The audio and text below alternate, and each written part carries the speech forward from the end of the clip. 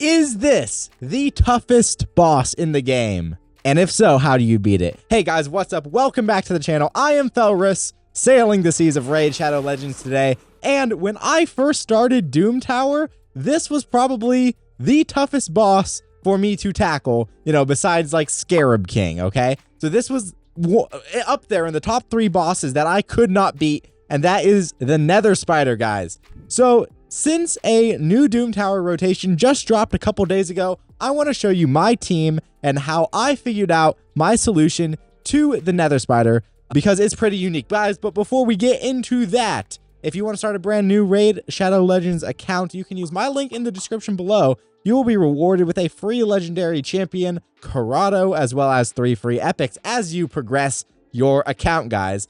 And maybe if you've had bad luck pulling some of the champs that I use, you will have some better luck in a new account. All right, let's see what I use for the Nether Spider, guys. So the Doom Tower is still pretty new, so this is a lower rotation of the Nether Spider, but here's what we got.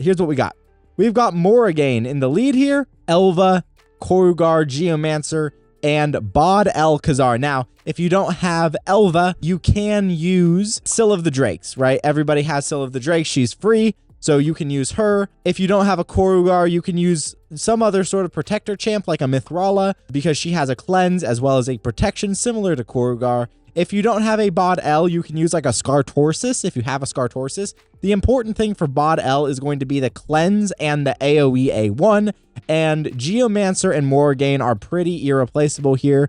Morrigan you could replace with a Venom Mage, but you really need a long-term heal reduction champ, and you need to be able to keep the heal reduction up, all right? So let's go over how this team works, because this team takes advantage of a lot of unique boss mechanics and basically makes the boss kill itself. So if we go over here to the boss guide, we will have all the skills as well as some advice on how to beat this boss. So let's take a look at what this boss is doing. All right, on the A1, attacks all enemies, places a 5% poison debuff on all enemies for 4 turns, okay? We'll repeat the attack 1 time for each spiderling without any active buffs. The poison debuffs cannot be resisted or blocked, so you can't build, you know, Elva and hope that she'll block the poisons. No, that's not how it's going to work. They can't be resisted. They can't be blocked. You can't build a resistance team to conquer this boss. On the A2, spawns 4 spiderlings, then places a counterattack buff on all spiderlings for 3 turns.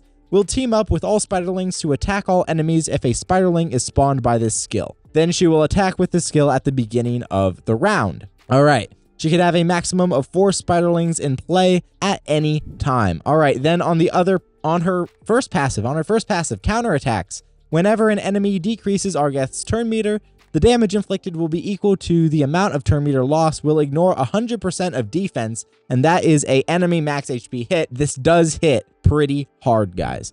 On the second passive, attacks all enemies at the start of each turn, deals all damage from all poison debuffs on each enemy instantly, right? So for the record, the spiderlings also place poisons. So she's going to be placing poisons herself. Her spiderlings are going to be placing poisons. They have it on an AoE, and that is pretty dangerous because she is going to detonate at the start of each of her turns all poisons on your team. So that's why the cleanses are super important. The cleanses from Korugar, the cleanses from Bod El, they're all going to be super important. You also need to run cleanses, right? Even Elva has a cleanse. I have 3 cleansers on this team. That is how important the cleanse is in this boss, guys, in this boss fight. All right, when attacked by an enemy under poison, increases duration of all debuffs on the attacker by 1 turn, then places poison sensitivity on them for 3 turns. Dang, that is rough, especially since she is going to detonate all those poisons when she gets a turn. When attacked by an enemy that has no poison debuff, places a poison debuff for 4 turns.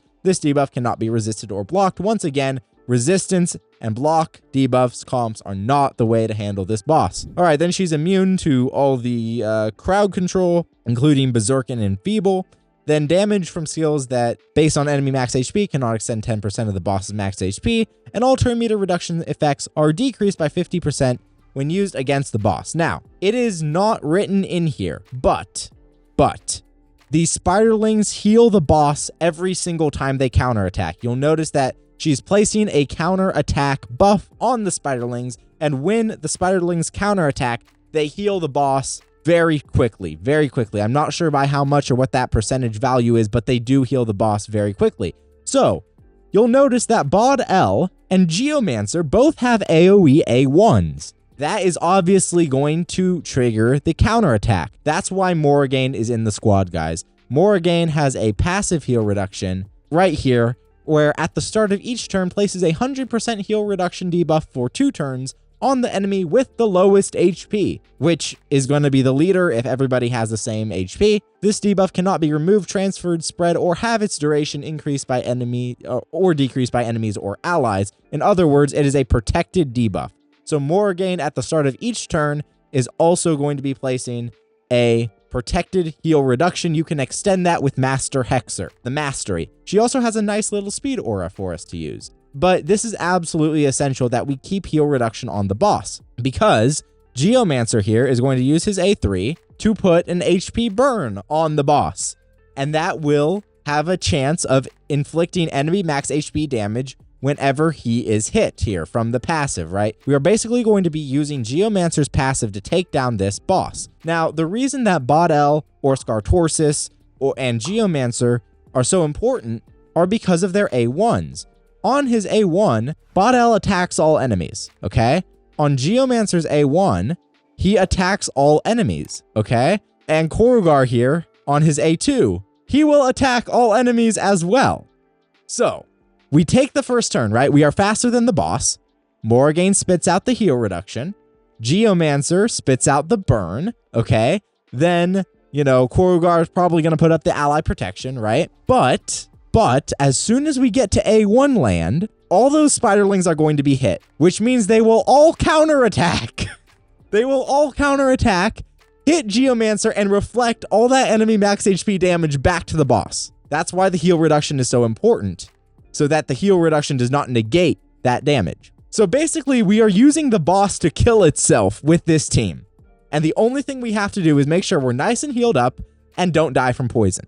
So, that being said, let me show you how this team works. Now, this is not a wave clearing team, although it can clear the waves, guys. The waves on Doom Tower bosses are nothing to worry about. The waves in the regular stages are, but, you know, Bod L is basically going to be doing all the work here with the poisons and whatever. So, we don't have to worry about the waves, guys. It just kind of is what it is. I will come back to you when we get to the boss. All right, guys, here we are at the boss. The boss summons the spiderlings, puts the counterattack up, and then we get massively poisoned, guys. So Elva is going to go into the boss there. There's the heal reduction on the boss. Nice. We're getting feared. And now we can safely attack the spiderlings without healing the boss up. There's the HP burn from Geomancer.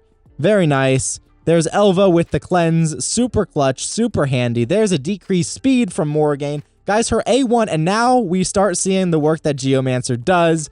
Very nice AoE A1 there from Bod L. The fears are kind of wrecking this a little bit. We could potentially turn off the A2 from Morrigan at the boss, but it doesn't really matter. Eventually, the spider will just summon them again. It's not really anything to worry about. Look at how much we are already doing, guys. Look at that health bar. A nice little cleanse from Bod L there with the continuous heals, which is super important. The ally protection is also super important. We're going to be burning the spiderling as well, which I don't particularly like, but it is what it is. That is the one thing with this team. Geomancer will burn the spiderlings, which is less than ideal, but it is what it is, I guess. So plus we've got the extra burns. We've got the poisons doing some damage as well, but it's nowhere near the amount of work that Geomancer's passive is putting in. Look at that. Heal reduction fell off the boss, which will happen if the spiderlings take too much damage. However, it's not really anything to worry about because once the spiderlings die, Morrigan takes another turn, the heal reduction will go right back up. And once again, you can extend the duration of that heal reduction using Master Hexer. There's the heal reduction on the boss. There is the HP burn on the boss. Very nice. The boss is about to summon her other spiderlings, which we need to take her down because the only damage we have on this team outside of Geomancer's passive is War Master, guys, which all of these champs should ideally be running. There we go. We've got another reflect damage. The boss basically kills itself at this point, right? Because there's Brimstone, and look at that. Look at that. Look at that damage, guys. That is massive. That is all Geomancer right there. We don't even have to hit hard. We don't have to build crit damage. We do not have to build a nuker for this fight. We can literally just have the boss kill itself. It's absolutely incredible. I love it. I love teams like this that use the boss mechanics against it. Guys, this is an absolutely insane team. What do you guys think? Let me know in the comments below. Let me know what you guys think about this team. I think it's pretty unique. I haven't seen anybody do anything like this before. There we go. Bam. Bam. And this, by the way, is a 100% clear, assuming that you can go fast enough and you can always land your debuffs. That is incredibly good.